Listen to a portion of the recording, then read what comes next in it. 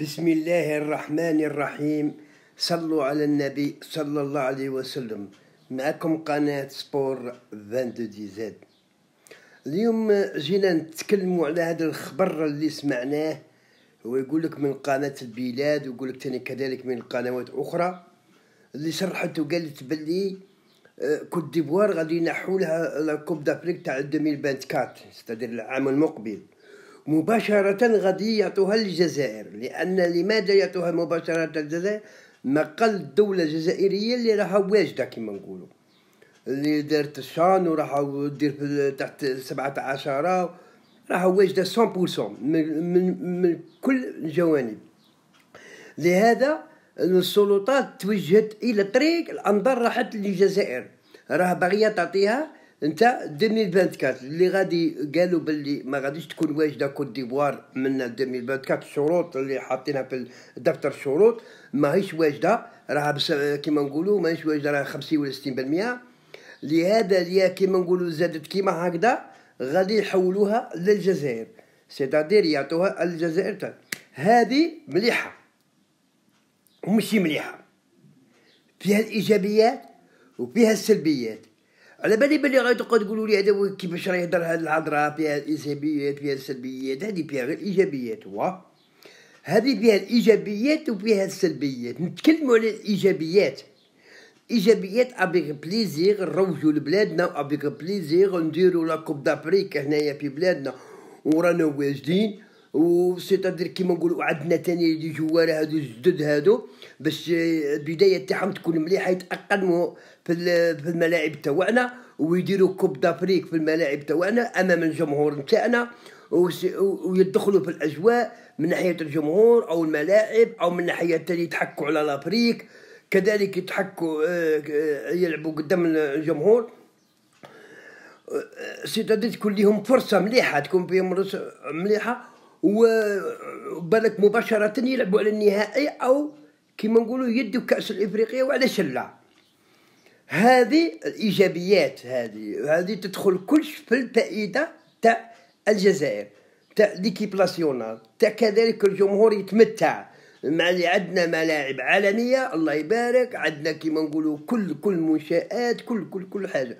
باقي غير لي باركينغ لابد، احنا ماشي لي باركينغ ما كانش كاين، بصح راه باغي يديروا تنظيم تاعها، يكون تنظيم باش يكون ساهل، بس يهزينا من هذيك تاع البيس ونحطك بعيد وديك. انا ما رانيش غادي الوعده، انا مانيش معروض الوعده، انا راني معروض، راني جاي نتفرج الملعب، جاي نتفرج مقابله. لابد تكون اللوطو نتاعي محفوظه اللي هي كيما نقولوا تكون في البارك، وهزينا من هذا تاع لي بيس ولا الامكاني.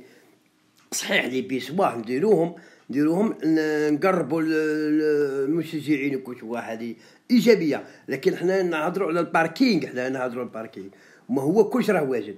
هذه مليحه، هذه من ناحيه الايجابيات. الله يبارك الله يبارك. اذا في حاله كوت ديفوار قالت ما لقتش والشروط ما توفروش، على بالي باللي كاع الكاف موتسيبي كاع المسؤولين كاع راهم سيتادير دايرين روتوكور، دايرين هاد الجزائر اللي راها واجده 100%، راها واجده 2 خطرات على اللي غادي تحتضن كاس الافريقيه 2024 هي كوت ديفوار.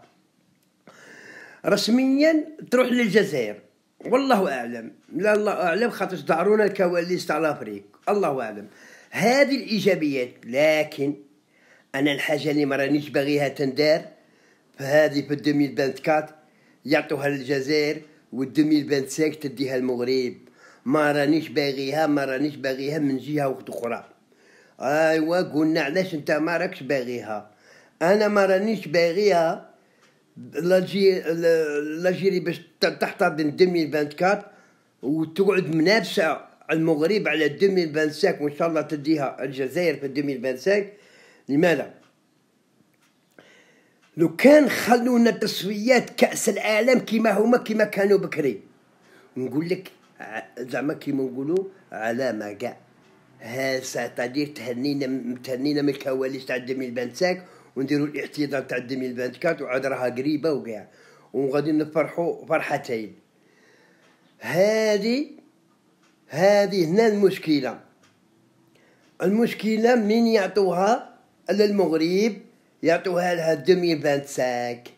كي يعطوها 2025 وداروا داك القانون اللي كنت نقول لكم عليه نتاع في التصفيات صحاب الربع النهائي والنصف النهائي والنهائي. صحاب الربع النهائي دوك 8 الاولى يطلعوا لاكوب دي موند زائد زوج يلعبوا ماتش باراج، تولي 10 وحده تلعب ماتش تلعب التاسعه، والعاشره تلعب ماتش باراج مع وحده من الخليج، تولي 10. لهذا انايا ما رانيش باغيها، لان لماذا لو كان جات هذه 2025 تتلعب في دوله اخرى، في دوله اخرى هكذاك يكون قلوبنا مريحين 50%. ماشي غير دوله اخرى صاي 50-60% او موان نكونوا مريحين. لكن هذه غادي تلعب في المغرب. بكل احتراماتنا للمغرب، بكل احتراماتنا للجمهور الرياضي، بكل احتراماتنا تاني كذلك للمنتخب المغربي، انا مانيش نهضر على هادو، بكل احتراماتنا اليهم، لا مانيش نهضروا على هادو ما كما دخلهم. انا راني نهضر على الكواليس اللي هو اللقجع. وراكم عارفين اللقجع ما يحملش الجزائر، وراكم عارفين اللقجع يدير توت لا بوسيبيليتي تاعه اللي باش يحطم من الجزائر. وراكم تشوف فيها تاع 2017 راه خطره يتردد، خطره نجي، خطره ما نجيش، لحد الان ما جاش. طياره خاصه، طياره ماشي خاصه، كيما يبغي يهضر كيما يبغي. راكم ديجا راكم عارفين، ديجا كرهنا من هاد الهضره، ما راناش باغيين حابين نهضروا. كلشي راكم تشوفوا فيه على المباشر، ماشي انا نهضر من بعد لي كومونتير يقول لك هذا يبقوا غير يهضروا بلا ما راهم فاهمين ويقولوا يعايروا في الغاشي. ديجا كلشي راكم تشوفوا فيه على المباشر. لهذا انايا راني رافض تاع 24 ونقعدوا في ال25، باسكو حنا رانا دايرين الميله تاع 25، وان شاء الله بحول الله ندوها ان شاء الله بحول الله. لان كواليس لقجع لا فات فينا، روحنا لعبنا لا كوب دافريك تاع 2025 في المغرب، وكذلك على كدانا اوتوماتيكمون ستادير على تاع 2026 اللي ربع النهائي، صحاب الربع النهائي دوك 8 الاولى فوتو 2026 نلعبوها هذه الطريقه، نلعبوها نديروها في المغرب.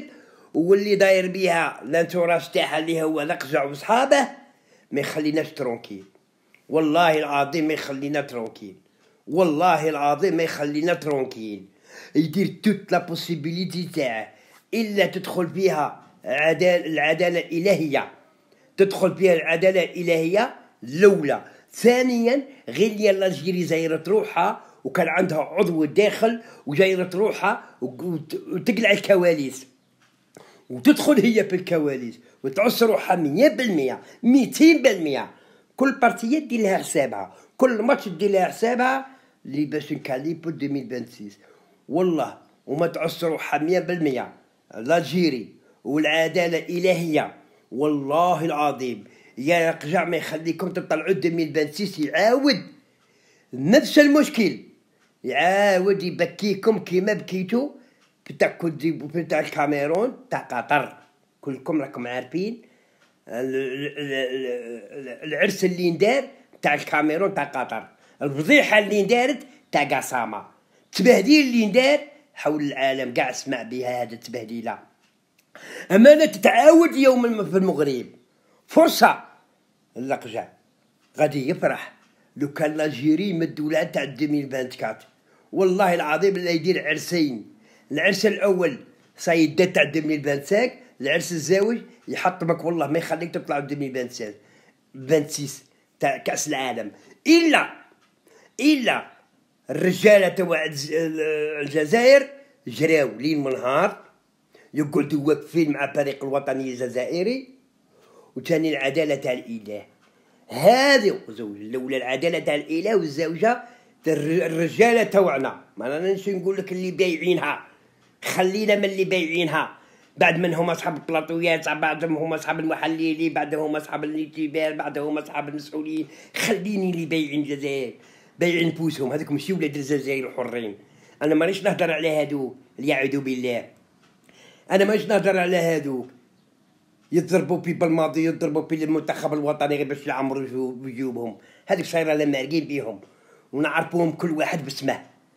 حنا نهضروا على الرجاله الجزائريين الحرين، ولاد الشهداء، ولاد الشهداء اللي ينوضوا مع هذا الوطن ويبغوا هذا الوطن وينوضوا مع فريق الوطني الجزائري اللي كانت داتها المغرب. والله العظيم يديروا كاع البوسيبل تاعهم، كاع لا سيكوريتي تاعهم من جوانب كلشي باش يعسوا رواحهم من القجع. والله ما يخليكم تفوتوا لا كوب دي موند تاع 2026، وراني نحلف والله ما يخليكم تفوتوا لا كوب دي موند تاع 2026. يدير بوسيبل نتاعه باش يعاود يبكيكم، باش تقولوا نتوما ها واش شكون هذا القجع. لهذا حكيت لكم على الايجابيات وحكيت لكم على السلبيات. الايجابيات افيك بليزير ونتدار في بلادنا وندوها في بلادنا ونلعبوا النهائي والملاعب عندنا ملاح والجماهير تفرح واللاعبين الجدد يتاقلموا وزيد كلها فوائد. بصح السلبيات، ها السلبيات انا ما رانيش باغيها 2024 تندار باش نقعدوا ننافسوا المغرب وندوها ان شاء الله بحول 2025 ولا تديها بلاد اخرى باش نجتنبوا كواليس القجع تاع رانا متحقين لا كوب دي موند. حنا رانا متحقين لا كوب دي موند ونشردوا من كواليس القجع. واللي دخل فيها الكواليس القجع حنا تاني عندنا رجال غير كنرقدوا. حنا تاني عندنا رجال ينوضوا مع بلادهم، ينوضوا مع اعلامهم، ينوضوا مع ترابهم، وينوضوا مع الوطن تاعهم. هذه نقولها لكم بكل صراحه. غادي تقولوا هذا اشترى يهدر ومازال 2025 وهذا اشترى يقول ومنا وطاب كاين واحد يمشي. يا والله العظيم لا، هذا هو الصح، هذا هو الصح. لا راكم باغيين تفطنوا، لا راكم باغيين تفطنوا على جهتين. دايرت 2024 في الجزائر فطنوا على الكواليس تاع 2025 وشوفوا كي ديروا فطنوا مع القجع. والله ما تروحوا لكم ديمون ولا ديروا بوسيبل تاعكم ما تلعبوش 2024 وديروا الكواليس تاعكم تاع 2025 خصكم تدوها. هذا هو من الاخر، هذا هو الصح، هذا هو الشيء اللي رانا فايقين بيه. ما كان لا تقولي لا تدخل اليمنى لا تدخل اليسرى. هذا هو الشيء اللي رانا فايقين به الجزائريين. ونطلب من الرجاله تاني يفطنوا وكوماسوا من هذه الدقيقه يخدموا في صوالحهم على طريقتين.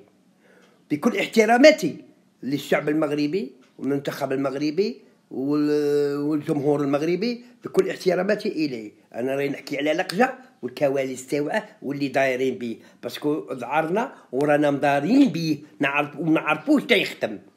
اما اللي قلع غير الرجاله تنوض وتبطل لهذا الشيء اللي راه يصرى حتى يشكونا حتى هذه تاع لا كوب دافريك تاع الكوت ديفوار وربما داخل بها كواليس يديروا لها هكاك باش يقلعوها الكوت ديفوار باش يعطوها لالجيري باش يسقروا لالجيري باش 2025 تغدا المغرب. كي تغدا المغرب تم الضربه القضيه. انا حتى هذه تاع 2024 اللي يقلعوها من الكوت ديفوار شك فيها، خاطرش لافريك يديروا كلشي، يديروا كلشي، كل حاجه اللي تجي في راسك انت تندير. ما كان له تقولي لا منا با ولا نخدموا بالعاطفه ولا نخدموا بالحنانه. حنا خاطرنا الجزائريين معروفين بالحنانه بالعاطفه تجي فوق ريصاننا. اتونسيون حذاري وراني حذرت الرجاله تاع الجزائريين وراني حذرت الرجاله تاع الجزائريين. اما لا، هذا هو الواقع وهذه هي الخبر اللي سمعناه ردينا عليه. كيما الخبر اللي سمعناه تاع الجزائر تترشح وتحط الملف تاعها تاع 2027 تاني. هذا الخبر تاني راه يخلع. حضرتك حنايا رانا نضربوا على 2025 سكبي راه تسهل المهمه بالكاب، راه تسهل لها تقول لها يا ما ربحش 2025 كتقول 2027 سيتادير راه تسهل لها باش الاخر تجيهم الكواليس سهله. اي الاخرى المغرب عطوها 25 والجزائر تدي 27 باش يسقروا الجمهور يديروا له السوسات باش يسقروه. والله لا خطره تشك في بالي كاع المسؤولين تاعنا راه مع القجع. والله العظيم لا خطرات تشك كي تشوف واحد الصوالح والله لا تشك. بعد ما راناش نقولوا كاع بعد المسؤولين تاع الرياضه الله اعلم راهم مع القجع، خطرات كاع تشك والله العظيم. كيما حنا رافضين وواحد يقول لك انا حاطين الملف تاع 2027 حنا نضربوا على 2025. حنا 2024 راهم يتقولوا زعما ليا قلعوها من كوت ديفوار غادي يديروها لالجيري وقلنا بلي ما نقبلوهاش. ها علاه ويزيد يقول لك 2027. انا ما نحط الملف تاع 2029 واه 2031 واه 2033 واه بصح 2027 ما نحطهاش. ايوا ما راناش فاهمين، وغادي نشوفوا التاليه وين غادي توصل، خاطر رسول الله لا تتقلق وما تفهم والو ويدخلوك الشك من كل الجوانب. المهم والاهم اللي راه نشوفوا واش راه جاي. المهم رانا حكينا على تاع 2024 على كوت ديفوار، على الكواليس، على الشيء اللي غادي يصرى رانا حكينا عليه، وحتى اللي روحنا 2027 نفس الهضره تاع 2024 غير هي وقلبها، غير هي اللي حكينا عليها تاع 2024 وردها 2027. ايوا 2025 مادام قاعد في المغرب الشيء اللي قلت لكم عليه غادي يصرى. والسلام عليكم وربي يحفظكم ان شاء الله في فيديو اخر ان شاء الله. السلام.